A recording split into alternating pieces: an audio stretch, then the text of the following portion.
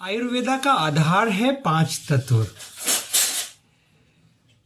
सबसे सूक्ष्म आकाश तत्व, उससे थोड़ा स्थूल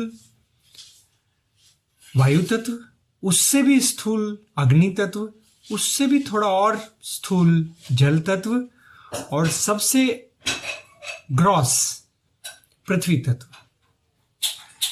कपिल महर्षि जो कि सांख्य योग के सांख्य दर्शन के जो रचयिता हैं, सांख्य दर्शन के जो देने वाले हैं, उनके अनुसार बोले सबसे पहले ब्रह्मण था, केवल ब्रह्मण था, केवल कॉन्शियसनेस थी, पुरुष, केवल पुरुष था।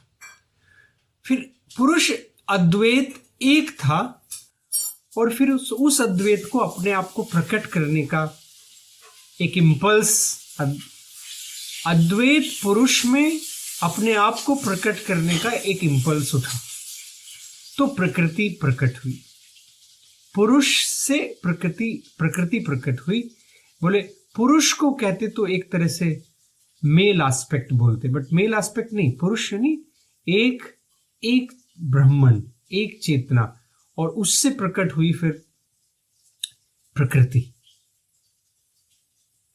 और पुरुष और प्रकृति के से मिलके प्रकट हुआ महत तत्व। महत तत्व यानी कॉस्मिक इंटेलिजेंस, कॉस्मिक इंटेलिजेंस जिसने सब कुछ रचा। यानी एक तरह से हम बोल सकते हैं जितने भी देवी देवता, सूक्ष्म शक्तियां, जितने भी देव शक्तियां बोलते हैं, यक्ष बोलते हैं, गंधर्व बोलते हैं, किन्नर बोलते हैं, ये सूक्ष्म शक्तियां जो गवर्न करते हैं सारी प्रकृति को, सारी नेचर को, वो महत तत्व में ऐसे प्रकट हुए। महत हुआ कॉस्मिक इंटेलिजेंस, और कॉस्मिक इंटेलिजेंस से अहंकार प्रकट हुआ। अहंकार यानी इंडिविजुअलिटी, यानी यत पिंडे तद ब्रह्मांडे, यानी ब्रह्मांड जिस तरीके से प्रकट हुआ, प्रकृति जैसे प्रकट हुई, प्रकृति से सारा ब्रह्मांड प्रकट हुआ, और उस ब्रह्मांड के अंदर अलग अलग इंडिविजुअलिटी, अहंकार पैदा हुआ। और अहंकार से बोलते हैं 3 शक्तियां, सतोगुणी शक्ति यानी ब्रह्मा शक्ति, रजोगुणी शक्ति यानी विष्णु शक्ति, और तमोगुणी शक्ति यानी शिव शक्ति। सर्जनन, पालन और श्रृंगार, ये तीनों की शक्तियां अहंकार से प्रकट हुई, तीनों शक्तियां। और तीनों गुणों में फिर सत्व से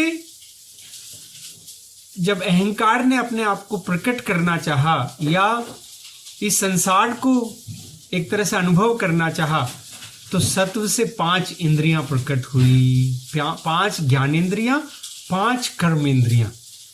यानी वास्तव में ऐसे बोलते हैं जो मनुष्य को बनाया, प्रकृति ने मनुष्य को बनाया, वो वास्तव में ब्रह्मांड का मिनिएचर वर्जन है। यत पिंडे तद ब्रह्मांडे, तद ब्रह्मांडे यत पिंडे, यानी पिंड के अंदर सब कुछ डाला।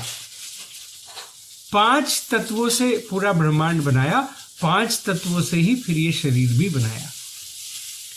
तो 5 तत्वों से जुड़े हुए 5 ज्ञानेंद्रियां, और 5 ज्ञानेंद्रियों के साथ साथ 5 कर्मेंद्रियां। 5 ज्ञानेंद्रिय यानी क्या क्या हुए? हमारा आंखें अग्नि से जुड़ी, अग्नि तत्व से जुड़ी। नाक यानी गंध, आंखें यानी दृष्टि, दृष्टि अग्नि तत्व से जुड़ी। नाक यानी गंध, गंध पृथ्वी तत्व से जुड़ी। और कान यानी श्रवण, श्रवण आकाश तत्व से जुड़ा। बिना स्पेस के साउंड नहीं हो सकती, बिना स्पेस के लिसनिंग भी नहीं हो सकती, साउंड भी नहीं हो सकती। कान आकाश तत्व से जुड़े।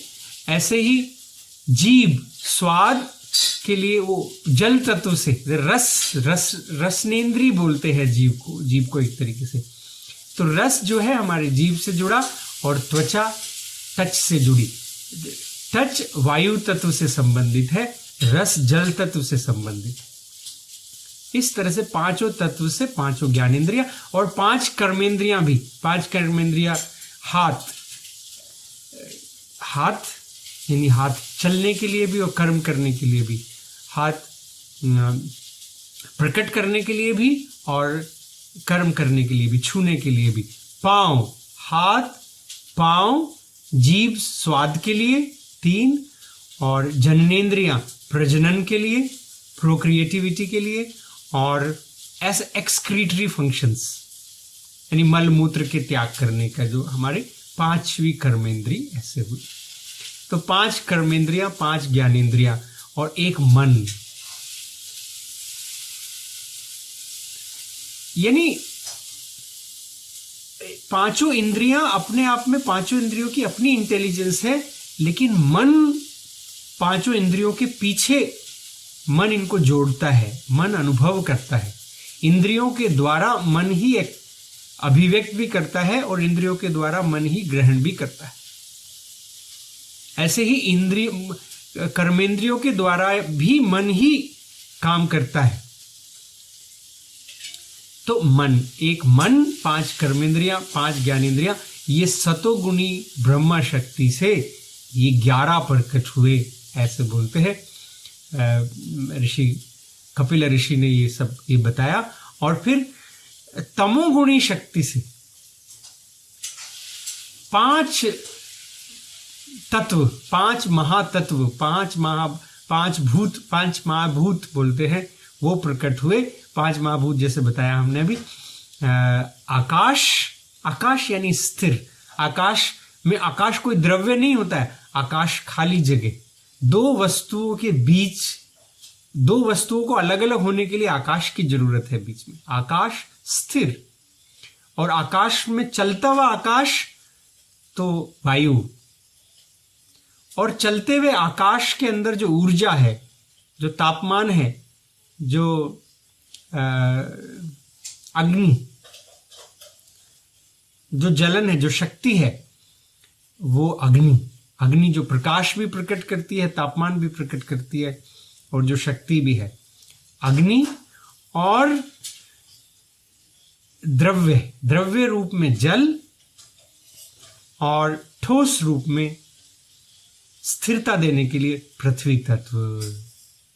और फिर ये पांचों तत्व ही पिंड में बने, पिंड में आए तो शरीर रचा, पांचों तत्वों से शरीर रचा।